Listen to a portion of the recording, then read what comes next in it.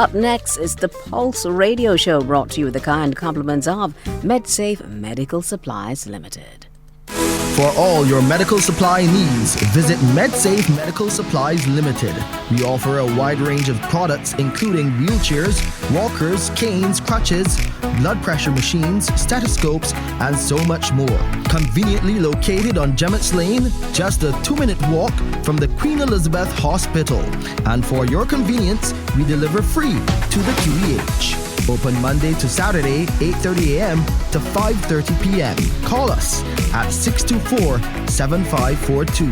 MedSafe Medical Supplies Limited, your trusted source for medical essentials.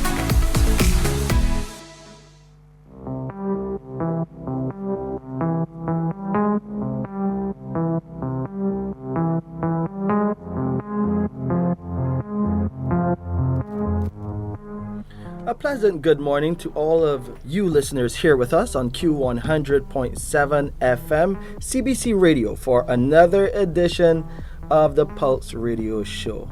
I'm Shane Seeley, Communications Specialist with the Queen Elizabeth Hospital, and you know here's that place that you can get all of the information you need about what's happening at your QEH, and we like to keep you up to date. This episode is a bittersweet one for us because it is the finale for this season 4. Yes, we have been with you on Q100.7 FM for 4 seasons, and there will be a season 5. I promise you that will happen late January, early February. But as we get through after the Christmas holidays, after Independence first, because I think people are forgetting about Independence before we get into Christmas, as seen in some of the stores in the city and further afield. So we're celebrating Independence, we're celebrating everything Bajan now, and then we get into that Christmas spirit. But I know there are some Christmas babies out there that want to enjoy Christmas from October. But here in Barbados, November, Independence first, and then we get into those Christmas festivities. So you can enjoy your conkeys in moderation, enjoy other Independence delicacies like your pone in moderation, and then we can get into everything else that is a Bajan Christmas. But good to be with you. A lot has been happening at the Queen Elizabeth Hospital. You would have seen some articles over the weekend in the media with some of our physicians just alluding to some of the adjustments and some of the advancements that are coming. More to come on that in the new year, but we got to talk about all that has been happening under the 2025 to 2028 strategy, which is led by our Chief Executive Officer Neil Clark. He's here with us today. He said he had needed to get some things done in the office first, get some things done across the hospital, and those things have been happening, as you've been hearing throughout this 13 episodes, the 13 episodes before this one. This is number 14. So now is the time that we talk about all that has been done, all that is being done and putting into fruition to come about in a few days actually, and we'll get into that. And then what is to come next year as we continue with the 2025 to 2028 strategy. So a pleasant good morning to you, boss. Good morning. Neil Clark. Good morning, Shane. How are you? I'm wonderful.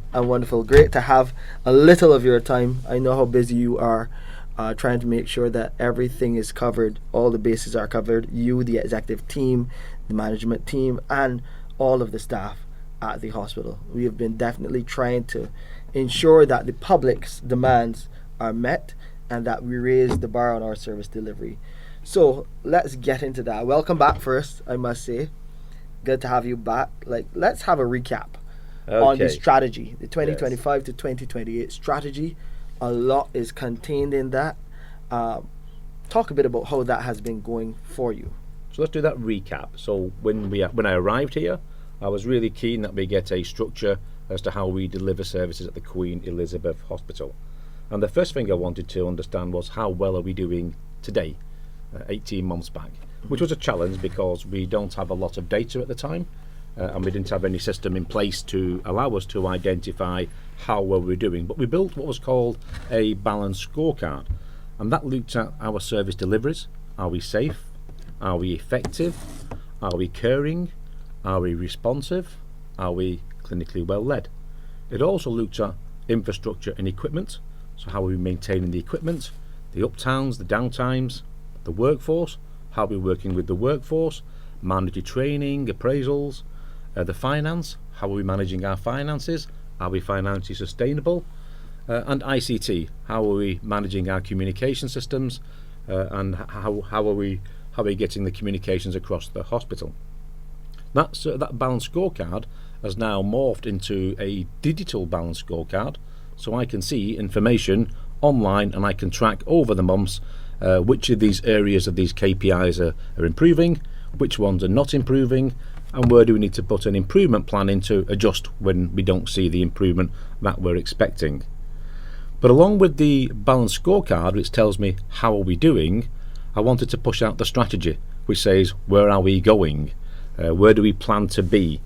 And again, that follows the exact same 5 domains. Service delivery, are we safe, effective, caring, responsive, well led, infrastructure and equipment, workforce, finance and ICT.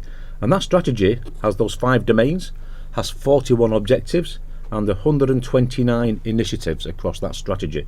It's a 3-year strategy, and we're in year 1 of the 3-year strategy, and each of those objectives are being led by the executive directors and being implemented by the teams in the QEH. And that includes then the executive directors, my chief operating officer, my director of medical services, my director of nursing services, my director of clinical and diagnostic services, director of finance, director of HR, director of engineering and director of support services. So there's a lot of objectives, but there's a big team of directors leading that, and nearly 3,000 staff supporting that team, and it's a team effort. None of these strategic initiatives will be implemented without the support of our team. So for all those 41 objectives and 129 initiatives, not all will be delivered obviously in the first year, but over the 3-year period. Implementation plans are in place for each of those, and as we roll out the town halls next year, Shane, we're going to bring back each of the directors to give an update on what's happening within their particular area, and we'll have the public town hall where we give the feedback to the public on what we've done in the first year of the strategy. But let me give you a bit of a spoiler. It has been an amazing first year. Well, you say spoiler. I mean, I think everyone and the feedback we've been seeing online, we've been looking at those comments, and of course, many of you well-wishers, some of you still skeptical about what is happening, but we've been seeing the trend where more people are supporting the direction and the work being done at the Queen Elizabeth Hospital. I was privileged, and just to divert a bit, this is a part of the strategy, but a major component of it in terms of oncology, I was privy to witness what was that first patient going in to our linear accelerator, and then that first patient will be treated sometime this week. Tomorrow. Talk a bit about this moment, what this means for you. You would have gone through the rounds seeing and making sure that linear accelerator arrives, trying to meet some adjusted deadlines to get it into our hospital, and now it is in operation, and we have some other teams, international teams on the ground assisting with that. How do you feel when you see a moment like this come to fruition? Because it's one thing to see it actually go in and fit into the building, but then to know that it is operating and that we are moving in that direction.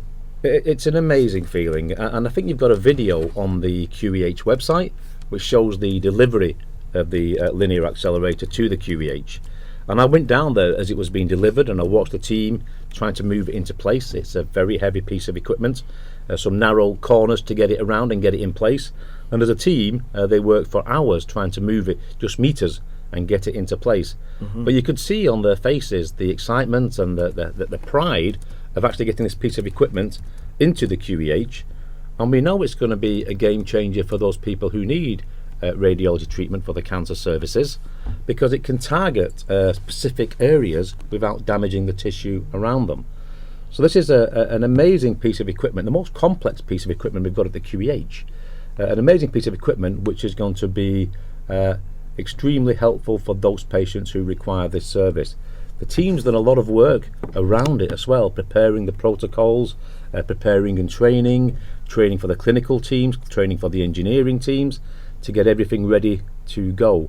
And in addition to that, the team's also been doing a lot of work on the waiting times in the oncology services. And you might recall, Shane, that just as I arrived here, the first bit of data we got was showing waiting times of 140 weeks. That waiting time is down to under 30 days. So this is like, amazing. So 140 days down to just under 30 days. And this is the team themselves picking up and saying, what can we do to improve this service for our patients? And they're doing that. And as I walk around the hospital and I see people who just feel so happy to have this machine in to the hospital, so proud that it's here and that we can start to treat the patients locally rather than sending them abroad for treatment.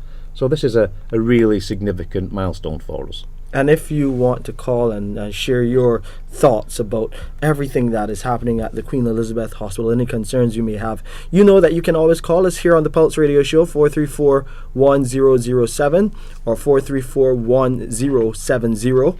You can send us a WhatsApp as well, WhatsApp message at 434-1007. But you know that we always want to hear from you. We always tell you to call our patient advice and liaison service at 536-4800. But you can focus on the numbers to call us here first: 434-1007, 434-1070, or 434-1007. That linear accelerator is part of that oncology thrust. And the direction that we're going there, and I think that people are very happy to see and hear, and more so hear that it is actually happening and in operation. So that's definitely great news. What's also some great news is hopefully soon, and we want you to stay longer. I know you're here initially for 3 years. That big development across the road, there will be a groundbreaking in the not too distant future. Yes. And what that will mean for the level of care that we can deliver here at our hospital. So the development across the road, the Enmore development that was announced maybe a month back now by the Minister of Health, this is a nearly $400 million investment across the road from the main QEH building. It'll be linked to the QEH building by a bridge, so we can connect the two buildings together. And this will actually be two buildings, 5-6 stories high. In one of the buildings we'll have an oncology centre, so fully set up oncology centre for managing the cancer patients. We'll have a brand new state-of-the-art diagnostic centre, a brand new state-of-the-art laboratory, additional inpatient beds, additional outpatient services, additional office space, and also for the staff, which is really important, there'll be a gym in there and there'll be a creche in there. So this is a significant development for the hospital, and as you say, Shane, we're expecting groundbreaking sooner rather than later, and already we're having to make plans for how we create the space to allow that piece of work to happen. And this speaks to the general infrastructure thrust at the hospital. We've been seeing a lot happening there. We know we've received even some donations and support for other facilities. Yes. Is supposed to. So the Maria Holder Foundation are helping us build a new rehab centre, and that will start to be built over the next summer. So we'll start to see that happening. So we'll have a new rehab centre. We've got work going on to upgrade the workshops and upgrade the morgues. We've got a new waste management system. So the end of the incinerator, pushing out the smoke into the community, a new waste management system, and the removal of that old incinerator. We're working on the Lions Eye Care roof to waterproof the roof so we can open up the 3 theatres at the top up there. We are out for tender right as we speak for a new MRI machine, a new diagnostic, state-of-the-art diagnostic machine. And we're busy trying to work our way through the $130 million we receive for capital expenditure. And that money allows us to replace pretty much most of the equipment that we've got that's either at or toward the end of life.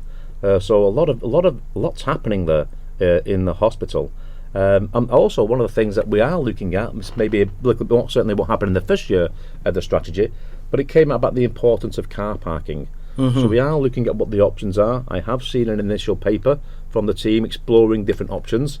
We need to work out how we take that forward and work out how we can look at the car parking options for the QEH, both for staff and for the public. So lots happening there with the service, the building and the facilities. So much happening, to be honest, it's really exciting. Yeah, And I know sometimes it can, when you hear about this level of development, it can sound overwhelming, a number of moving parts, but you have many teams and many hands making the work load a bit lighter. We have a caller here on the line. Good morning, caller. Welcome to the Pulse Radio Show. How can we assist? On to you and yours, and to your distinguished guests, to the staff, and to all listeners. Hello? Hi, we are listening to you. Yes, I want to say God bless the Maria Holder Foundation. I heard your boss speak about the eye clinic, Yep. the MRI, and oncology, and about the groundbreaking. And I hope and pray that God would allow us to see these things happen at the hospital, because there's a lot of us that are out here struggling and can't afford good health care, and I hope and pray that the hospital will bounce back where it uses to be, the guiding light of the Caribbean, and to help their own truly. And the eye care, I hope that there's a lot of people out here. As I told you, Shane, because a lot of people scared to call in because they're scared to get victimized, but I will speak. Because I am in the struggle too, so I will speak. So I just hope and care for the best. Good health care, you get a very good, productive country. So health care is number one. So Indeed. I just hope that your words would not drop to the ground, and I will be able to see all of these come in fruition. I know it will take time, but I just hope, especially for those who cannot afford. Yeah. Thank you very much. God bless you all, and God bless Barbados. Thank you so much for calling and sharing your basically your thoughts and what you would like to see happen at the Queen Elizabeth Hospital, your vision for your hospital. It is our hospital, and I can tell you the teams are working hard to make sure that all of these plans, which are being shared with you by our CEO, happened, and you're seeing the evidence of that already. It took some time, but the linear accelerator is now in, and that first patient would have started to receive their treatment. And this is just the beginning, as the CEO will continue to share with you here on the Pulse Radio Show of things to come. And make no doubt, I mean, this is your hospital. This is the public hospital, funded by the public, for the public.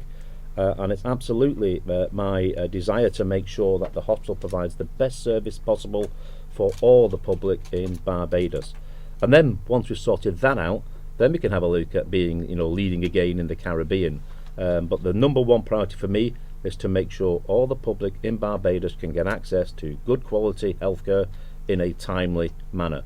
And we've got work to do there, and that's part of this healthcare strategy over the next 18 months, I guess now, and I'm halfway through my contract. Over the next 18 months, as we'll drive now to really get those improvements in place, get this equipment in place, and get the changes to the systems and the delivery for the public of Barbados. Let's talk about staffing. There has been an amazing thrust to make sure that we have the staff to provide the services that we are going to be offering and that we are offering already. We've had some challenges with hematology, and we've responded, and we now have another new hematologist on the ground. So a lot happening to improve the staffing levels so that we can meet the increased demand as these changes unfold. Yeah, I mean, absolutely. So we received 293 new staff into the QEH, which is about 10% of the workforce. So that's an additional capacity to deliver the healthcare services for the population of Barbados. And we also got 180 posts that were previously unapproved posts, called unapproved posts, which meant the staff didn't get the full benefits. We got those approved also, which is a great boost for the staff within the QEH. We have got a staff engagement plan. I mentioned earlier the gym, the nursery. We're looking at something with the sports field, and maybe we'll have some more information on that next year. Also, health checks for all staff. We should be making sure our staff are as healthy as they can be, including mental health support. We've been implementing for the staff an absent management policy, which helps us identify those staff who are absent due to illness. How can we support that illness, and how can we help them get fit again and get back to work? We identified or reviewed our mandatory training program. What training must all the staff have? I think when I arrived here there was too many training programs, and the staff weren't able to complete them all, and we've clarified these are the ones that are mandatory, and now we track progress against delivering those. And same for the appraisal system. We've redeveloped the appraisal system so we can be really clear that those staff are getting appraised, are getting recognised for the work that they're actually doing. We have introduced a new recruitment page on the website. If you go to the website, you'll see there's a page on there for recruitment, and that's aimed at nationally and internationally, and explains the benefits of working in Barbados. We always try to recruit locally first, but when we can't, we go out to the wider Caribbean and internationally to get the recruitment in place. It remains a challenge. Some of the recruitment does remain a challenge. The haematology took us longer than we would like to fill that post, but we work assiduously trying to identify people who can come and work with us and bring them in, and then to make sure we've got the best terms and conditions for them to retain them once we've got them in. And we're also working on a project called the 24/7 project. Not all the staff in the QEH are on 24/7 contracts, which might sound a little bit strange for some people. Clearly the A&E and some parts are operating 24/7, but not all the departments are. Not all of them need to, and we're working through with those that do need to work extended hours, how we'll manage that and bring that into play. So lots happening with the workforce, and also engaging the workforce. I mean, we did a survey not too long back, and we saw some significant changes in the attitude of the workforce towards the leadership. And I was really pleased to see that there was about 30% increase in supporting the leadership, which is telling me that we must be getting something right internally. So I was really pleased to hear about that. We've got to keep on working with the workforce. We are one team, Team QEH. We can't do anything without every person in that team. Every staff member counts, is something I often say. Everybody's got a part to play in making sure the QEH delivers this exciting strategy for the public of Barbados. Indeed.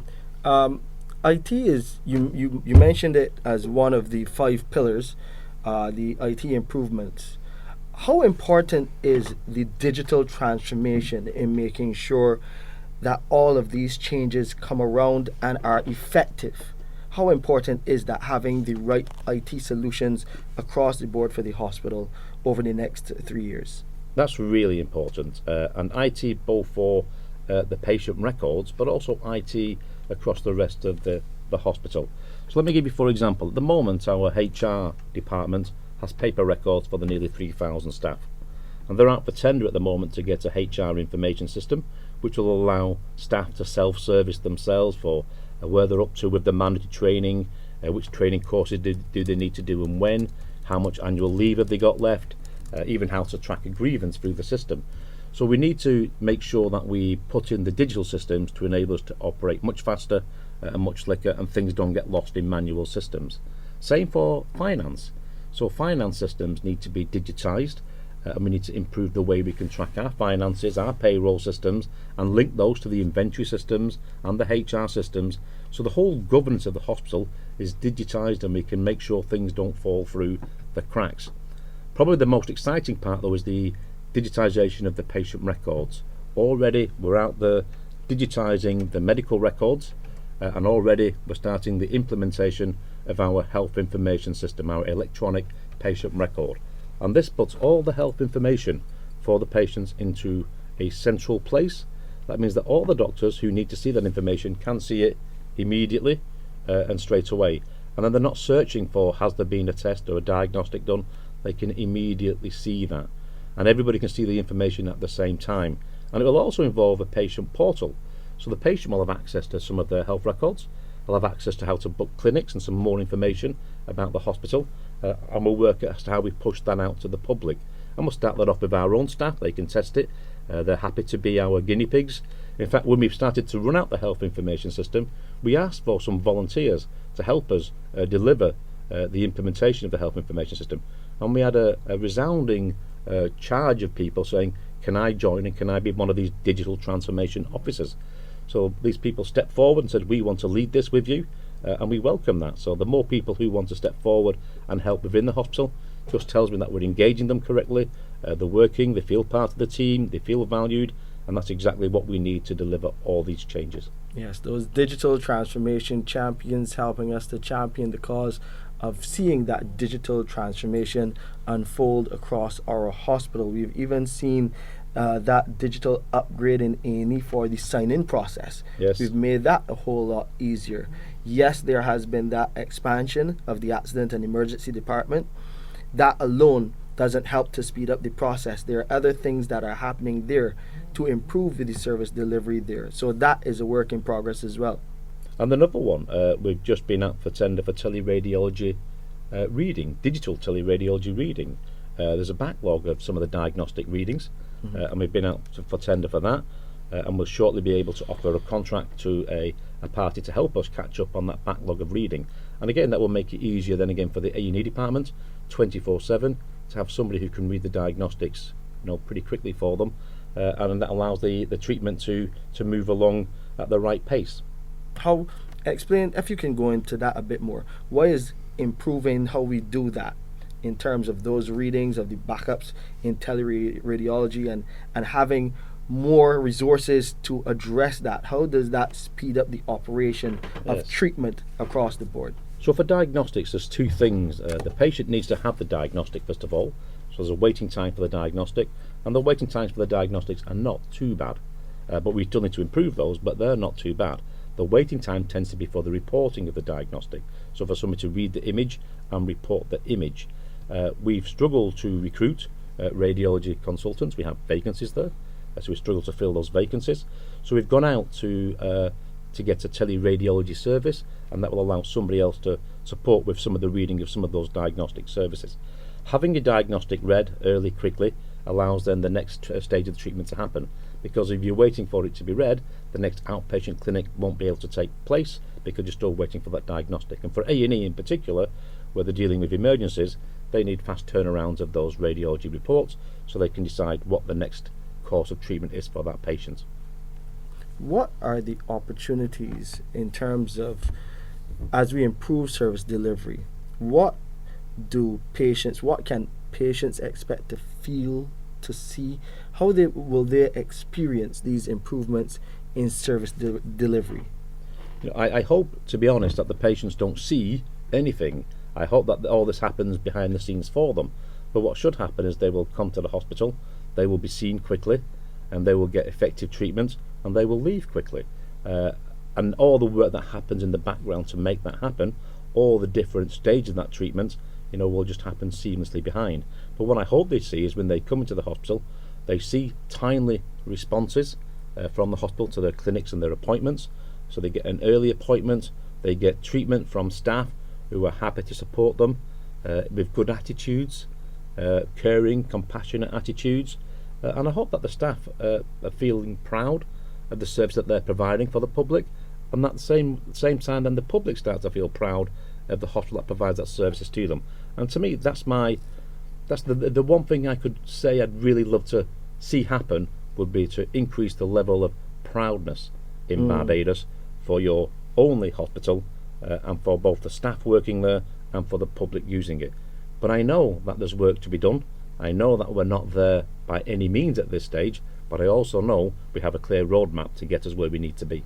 And as part of the roadmap, as we roll out to year 2, 2026, talk a bit about those gifts, those things that, those immediate priorities in 2026 as we try to cover a number of bases. So we spoke already then about, we've got the infrastructure. We've got things happening with the buildings, things happening with the equipment. We spoke about IT, we've got things happening with the IT. So what we need to really move to is what the core of the hospital is, about the services. So what's happening with the services?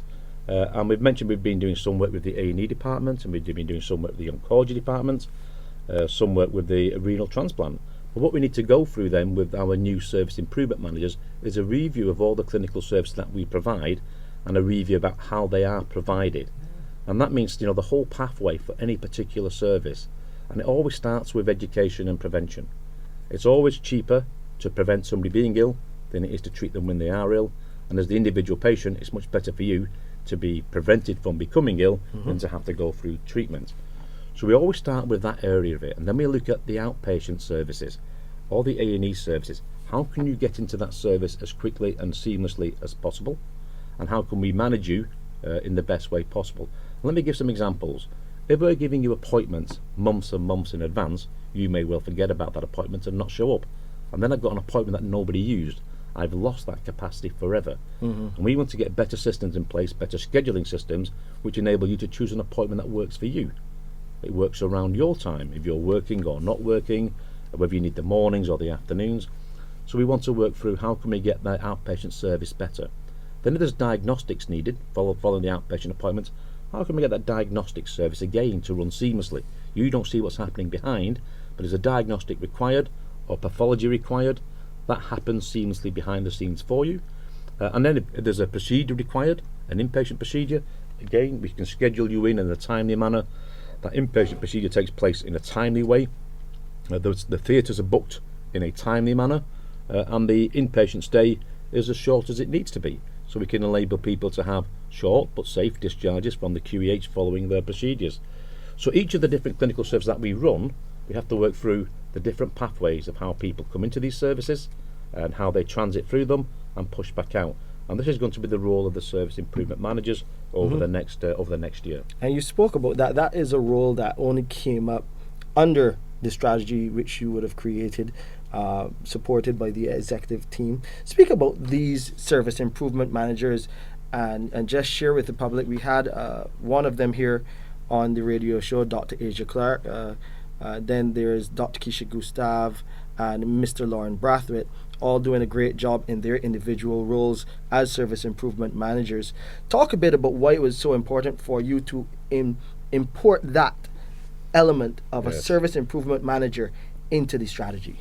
So when I arrived here and I was having a look at how we work in the QEH and trying to understand what's missing and what do we need to do for the improvements, one of the things I quickly saw is that we were able to write plans or find plans, but we weren't able to implement anything. Nobody was able to implement. And when I looked into it, what I saw is that we had these doctors, these clinical leads, who've got all the ideas, the right ideas of what they want to do to improve their services. And same with the nursing teams. They know what they want to do to improve their services. But either they had to stop doing the clinical services and become a manager to write the implementation plan and check the implementation plan was moving and to push and to pull things when things weren't going as quickly as we wanted to, or I had to find somebody else to do that job for them. Now everywhere else I'd been, and that's both in the UK and the Middle East, normally to run a healthcare system there's 3 people involved. There's the clinical team, the doctor, there's the nurse and the allied health professional, and there's the manager. And what I couldn't see here was the manager. I had a chief operating officer, but underneath the chief operating officer there was no managers who were driving this through. So it's really important that initially we brought in 4 service improvement managers initially to start to drive through these changes. And really what they're doing is they're not operational managers as such. Their job is to help the teams change, to help them find a plan, write the plan, implement a plan, and then step back away from them to lead them to continue to deliver the services as they move to the next area. And any change in a hospital, once we put a change in, it doesn't stop there, because things change all the time and things improve and the way of delivering services improves all the time. So this is going to be continuous change. So not only will they be helping initiate those changes, but they'll be training other people in how to make change and how to continually review what we're doing today. Is it still valid, or do I need to improve it again? Or is there another way I can fine-tune this and make it even better for the patient experience? And one part of that, we've rolled it out on our website as well, and you can go there, www.qehconnect.com, to see all of the news stories, the pulse of the hospital, and all of the developments happening as we speak. So all that information you can find there, along with the Pulse Radio Show, all episodes of the Pulse Radio Show on our podcast, and it will take you directly to our YouTube channel. But one of the things that you will see is that move for the estimated date of discharge. That was a major project under one of our service improvement managers, which you saw needed to be introduced at our hospital as well, to better manage how we use our bed and the facility to move patients along through the hospital, improve patient flow, really. Talk a bit about this innovative concept. So when I arrived here and was looking at how the wards were managed and how people flow through those wards, it was very hard to see because there's no electronic patient record.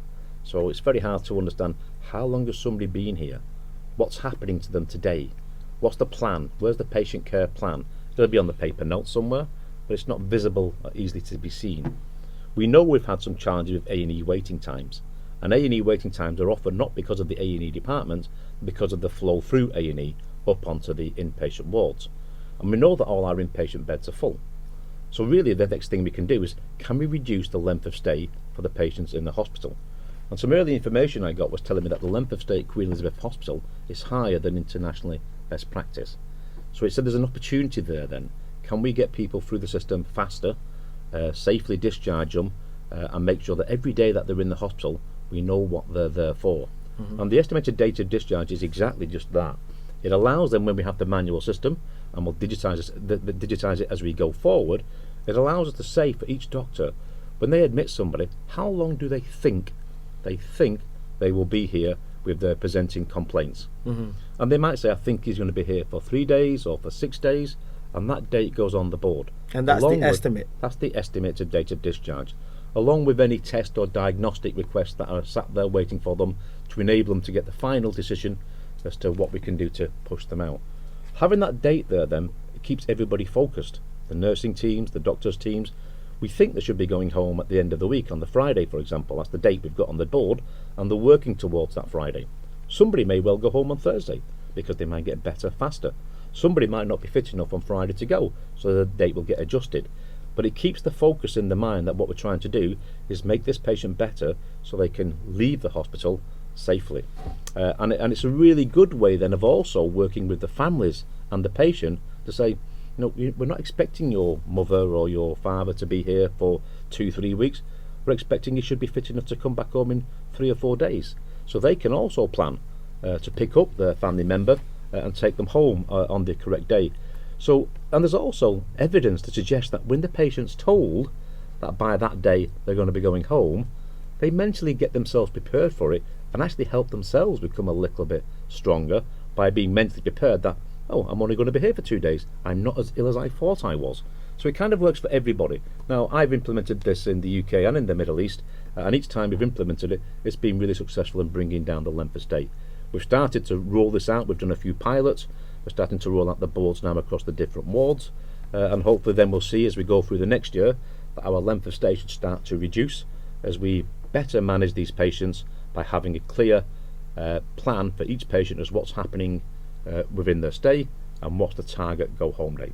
Yes, and when you speak about clear pathway and plan for each patient as they come through the hospital, the electronic medical records, once they come into being, would be part of that plan. And I believe it will also help us really to, I know people can be concerned about their health information, but with the plan that we have in place, we can even better protect their health information. That is a part of the whole IT infrastructure thrust. So as we work on digitising the information, obviously we work on our cyber security framework. And we've been doing a lot of work on cyber security readiness, and we have a detailed plan for what's required that we're implementing as we speak. I think what Shane's alluding to at the moment on your paper medical records, number one, they can get lost. Unfortunately, they get lost. They get stuck in the back of another file, or they drop behind the desk, and they go missing. The electronic health record in that way can't go missing in that way. Plus, anybody can pick up your medical record and read it. Anybody who reads your electronic health record, we will know. It's stamped. If Shane Seeley, who probably wouldn't have access because there's no need for him to have access to your medical records, Indeed. But if he did have access because he was a nurse and he read your files, we would know what file he read and when he read it. So we can set up systems which monitor who's reading files and why, and ensure that only those people who need to be able to see your file can. With the paper record, anybody can particularly pick up the record and read it. So we'll protect your information by having it electronically time-stamped as to who read your information and why and when. And we can put algorithms around that to understand, clearly if you've been in the A&E, I would expect A&E to look at your record. But if you haven't been in the A&E recently, I wouldn't expect A&E to be looking at your medical records. So this kind of gives us a little bit more protection of your health information. And speaking about that, the medical records department, as the CEO has mentioned, has been going through the rounds in terms of the upgrades, digital transformation champions on the ground, We have a team working with them to make sure that they understand their role in the transition and in helping the rest of the staff to be on board with this move towards the digital transformation. So as you can hear, clearly articulated by our Chief Executive Officer, Mr. Neil Clark, so much is happening at our hospital, but so much still is in the works. And we just ask people, as these changes occur, to be patient with us. But we will always share the updates as these things unfold. We have shared that update with you about the linear accelerator, and I know as we get into our summary in about 10 minutes time, CEO, we'll just go back over all of those things that will be happening over the next few weeks as we lead up to the Christmas holidays. And I remember last year, your first Christmas here, you were on the ground, just making sure that everything was good on that Christmas day. We expect to see you on Christmas Day again this year, CEO? Well, 100%. I mean, we're a team, and some team have got to work on Christmas Day because they're working, looking after the patients who are in. And it's absolutely right that the executive team should go in and thank them for working Christmas Day. And so myself and a number of others will be back in on Christmas Day saying thank you to all those staff who are working for the public of Barbados and looking after your families and your friends and yourself if you happen to be in with us. So yes, we'll be back around the hospital on Christmas Day, making sure that we share some Christmas cheer to those who are having to work on that day. I might pop in. I may be on vacation, if you allow me to go on vacation. But we may pop in, and of course we will share it with you through CBC, and you'll get to see exactly what is happening with your hospital as these developments unfold. We've been talking a lot here with you. 4341007 or 4341070 are the numbers to call, and 4341007 is the number that you can send a WhatsApp. We have another caller here on the Pulse Radio Show. Good morning. How can we help? A blessed good morning to you, Mr. Shane Seeley, and to your guests. Good morning. How are you doing? I'm good, sweetheart, and thanks for you returning your call in a promptly manner. Always. This is what you call good service. Anyhow, Mr. Shane Seeley. Yes, please. We are aware that our hospital, or the public should be aware that our hospital is the most, primary leading health care in the region. It provides, quality service. Across the board. Across the board. Secondly, to better serve, we would like to have, like this year you spoke about it just now, some tools and equipment and even staff, to better serve. But I know everything takes time and resources. So I'm happy, Shane, that in your role, what you are doing is unquestionable and vital information to your guests, and also vital information given back from your guests to the public. And I'm very comfortable and happy of the level of communication that given to the public. And thirdly, I want to say special appreciation to Dr. Kurt Miller and his hard-working staff over there at the Eye Clinic. And we just need a list posting up like more staff, and the seating, equipment to better serve the public. Mm-hmm. So we know that everything will come on stream, but it just takes time. The world is not making a day. And, I'm very grateful to hear Gail. She's very open-minded and, she sees from her personal perspective. And I do appreciate Shane to keep up the good work and having, staff coming, to give us feedback on how the QEH is being run. So have a good weekend, and looking forward to hear you live the spirit and breath on our heart and our pulse is pumping to hear you on Monday morning. So take care. Thank you very much. Appreciate it. You're most welcome. Appreciate the comments. And of course, we'll continue to do what we can to improve the services. And we are being led capably by our Chief Executive Officer, Neil Clark. I can't do anything without his instruction. So... well, that's not true. That's not true. And that's something that I keep saying to my teams.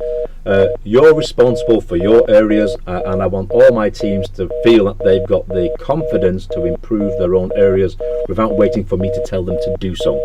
Now, I know a lot of people do that, and I know in the past some people have been waiting for that permission.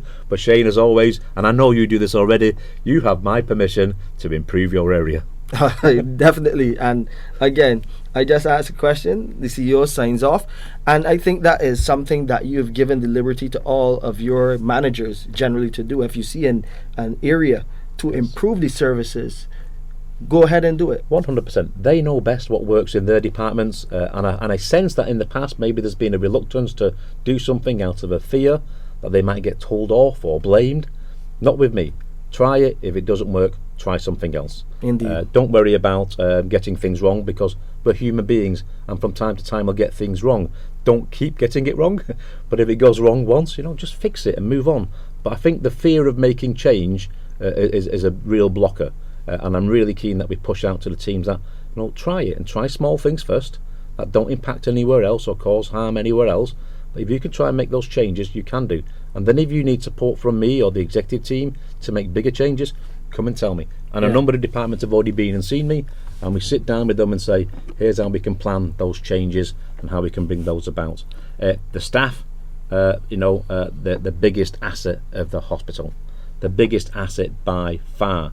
And I just want to use this opportunity actually to say that, these staff who come to work every day and give their best to our patients, they treat the patients with kindness, respect and professionalism. You do make a difference. Keep doing it. I thank you for your dedication, and if we keep doing this, then eventually the public will see this, and they will also thank you for your dedication and support. I know some staff don't do it, and I'm absolutely clear that those staff don't belong in healthcare facilities. If you're dealing with patients, you need to deal with patients with empathy and with politeness, and if you can't do that, you don't belong in the organisation. But I don't want the one or two to be the reflection of the 2,800 staff who do it, and I see them doing it daily. I see them really going the extra mile to make things better for the patients. And I think that as a nation, we've got to support the QEH staff. We've got to thank them for the hard work and for the dedication as they try to provide that best possible service. By all means, share those complaints with us, because I want to know about when something's gone wrong so we can put it right. And I say that in all seriousness, I want to know when we get it wrong, because I can't put it right if I don't know I got it wrong. But at the same time, please also feel free to share the compliments. And we just heard one then, a doctor was named for providing a good service. Share those back in. There is nothing better than me telling somebody I've got a letter which is saying thank you for your dedication and for your service. And we have our staff award ceremonies, and I just love to see their faces when we surprise them that somebody's actually wrote in and saw that you made a difference and you made somebody's day. So please do share the compliments as well as the complaints. Yeah, and I'll tell you how to do that after this caller here to the Pulse Radio Show. Good morning, caller. How can we help? It's me, Shane, again. And sir, as you say, I would say real talk, and it is do unto others as you will have them do unto you. The healthcare workers, please to be kind, and the patients should be kind to them also. For my years being there, I met some very, very wonderful persons, and one that really stands out to me is Mr. Hope, the gentleman who takes the blood when you have to go there. That gentleman go beyond the call of duty, and y'all should never forget that gentleman. I did my part already, because I've been there several times, and see he come to accommodate those who have to go to work. And I salute Mr. Hope and all the others there. What I'm saying is I'm glad that you spoke about records, because my records went missing more than once. And when they came back, nobody could never tell you where they were or whatever. So if you can get that, do that would be very, very, very good. Because as you say, if anybody go into your records, you would know. And what you all should do too is attach it to your phone at home, like how we do with the credit union. And those anybody go into your account, you should know, and they should do it like that. That it should send out something to let you know somebody's searching your. So I'm glad about that day, and I hope that it will come to fruition. Because people know, people call in on air several times and say they went to the hospital and got turned back because, notes went missing. So that would be very good. Continue to do the good work, and I hope that when your time comes, the government would allow you to fulfill what you come to do to the hospital if we see betterment. So I'm looking forward for betterment. Thank you, sir. God bless. If I can just pick up on that, Shane, what was said there about the medical records, two things. Number one, they're digital.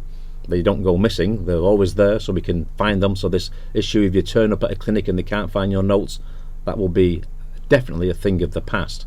And the other issue that was raised was a great point, and I've seen this before, and I hope we can bring it in here.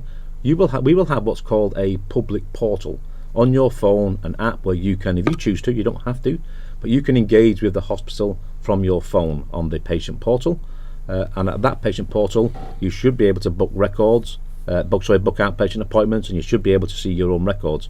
We should be able to set it up, and I'm saying the word should because we're just in the early days of implementation, and I need to make sure this is possible, but it should be possible to do exactly that when somebody opens up your record, you get an alert on your phone, and then you can press a button which says, an alert from yourself saying you don't know why Shane Seeley opened up your medical records, and then we can investigate that. And as I said before, clearly if you're in the A&E department, you shouldn't be surprised that somebody's entering your record, right? Because they need to get in there and find out what's happening with you or what's been happening with you recently.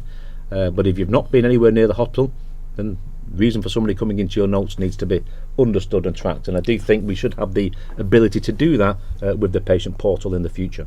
And in all cases, we will know who that person is in the event that an investigation has to be done. And just when I'm saying the future, and by the future I mean next year.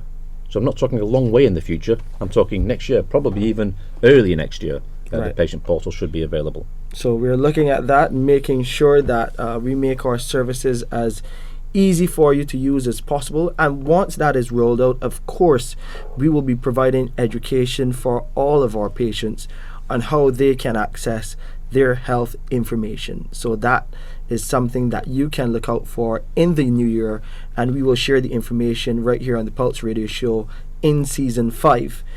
Probably it will be one of the first things that we will do.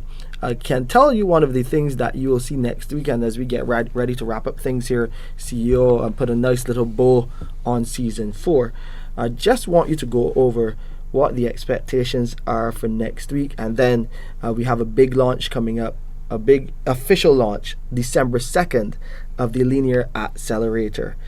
I keep talking about it because it is something that we have talked about for quite some time, and to actually see that blue light light up around it, it looks kind of alien, kind of really futuristic, but it's in operation, and it's in the Linac bunker and working even today, doing analysis on yet another patient who will receive treatment very soon. So I mean, it's really exciting. As we said earlier, the first treatment starts tomorrow. The first treatment from the system starts tomorrow, and as you just said, that we plan to do the official opening. Now we've tested it and it's up and running, and we've got the patients working. And actually, was quite surprised. It went very smoothly. The team put a lot of work into this to make sure it did go smoothly. So there were no last-minute hiccups or last-minute challenges. It booted up well. All the tests ran well. And as we said, the first patient gets treated tomorrow. We didn't want to delay any patient treatment, so we waited for the official opening on the 2nd of December. So we authorised treatments to start immediately, and that's why they start tomorrow. But the official opening, as you said, the cutting of the ribbon, will be on the 2nd of December. Yeah, look forward to that, and look forward to sharing some of the sights and sounds and the information with you. And you will also get an update then on the number of patients we have treated since the actual beginning of the project. Looking forward into the new year, I know we started to do that. What are the things that you are most excited about? If you can give us a little summary about those things that you are most excited about coming in 2026. I know we have some money to spend on a lot of new equipment. $130 million, roughly $65 million of that available to us right now. Talk a bit about those other things that you're excited about. I mean, there's so much happening, and I said at the start, it's been an amazing first year. And some people say, is there too much happening? I don't think there's too much happening. I think we're a big team, we're a strong team, and we can deliver all these different elements. The health information system is a game changer to how we will be able to deliver healthcare, and it'll make it much more efficient and much more seamless, and it'll provide the data to us much faster to see where we need to work and improve things. That's really important. All the new equipment, the Lions Eye Care roof, the MRI, the LINAC, the 130 million on capital expenditure, the new waste management system, the workshops, the morgue, the Maria Holder Foundation supporting the new rehab centre, the new Enmore development over the road. So much happening on that side of things, along with the finance, trying to get the systems in place to allow better integration with the different elements from inventory management to payroll to finances, all the service delivery elements that we need to put into place. And then, of course, the staffing and all the different staffing elements. And I mentioned before, hopefully we'll come back here next year and talk something about the sports field and the plans for the sports field. And hopefully we'll come back here and also talk about VIP health checks for all staff at the QEH to keep our staff healthy. And it's a win-win. I want them healthy so they can work, and of course they want to stay healthy so they can work. So lots happening, so much happening. It's really exciting, and I do look forward to being here next year with the directors, who are going to go into more detail about their plans for their particular areas and give you more information on all the changes that have been happening in the first year of that strategy and are planned to happen in the second year of this 3-year strategy. Yes, and before we even get back on the radio for season 5, we will tell you when that public town hall will be. We invited the public into our auditorium last year for what was the first public town hall in quite a while, just to update them about the strategy, what the strategy is all about. Well, to consult with them about, have we got the strategy right? Is this what you want? And they gave their input as well. They did indeed. And we changed the strategy after that meeting to add in elements that they brought to the table as well. So it's our strategy. As we say, the QEH strategy, it's actually the Barbados strategy. Mm-hmm. So you'll have that opportunity to see what has happened, hear what has happened, and what will be happening next as we get in to 2026. Then we will get back into season 5 of the Pulse Radio Show, where we can also share those developments from that town hall with you, and we'll just tell you what direction we're going in. We'll give you that update on your linear accelerator and how many patients have been treated. And we are getting into that list. There's a list of over 100 patients that will be receiving treatment on that linear accelerator. Yes, and the plan is to try and get, I think it's 130 patients who are waiting for treatment, and the plan is to try and get those seen in the next 3 to 4 months. 3 to 4 months. A lot of work happening at the Queen Elizabeth Hospital. Thank you, CEO, for spending some time with me here on our radio show. And of course, we will be joining you in the new year. We'll take the Christmas period off, get some work done, enjoy some of the Christmas season with you as well. Make sure that all patients in the hospital are taken care of so that we can go into 2026 healthier, happier, and focused on developing our Queen Elizabeth Hospital. I'm Shane Seeley on behalf of my CEO, Mr. Neil Clark. That's a wrap on season 4 of the Pulse Radio Show. We'll see you next year with season 5. Another edition of the Pulse Radio Show right here on Q100.7 FM. Thank you for welcoming us into your home during this season, and we're looking forward to sharing more with you next year. Bye until then.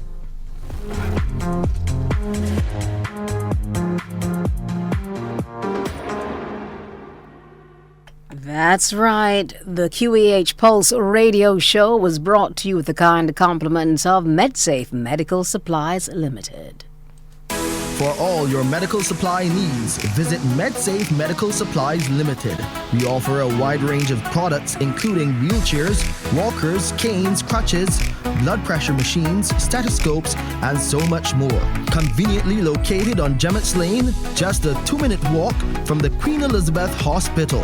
And for your convenience, we deliver free to the QEH. Open Monday to Saturday, 8:30 a.m. to 5:30 p.m. Call us at 624-7542. MedSafe Medical Supplies Limited, your trusted source for medical essentials.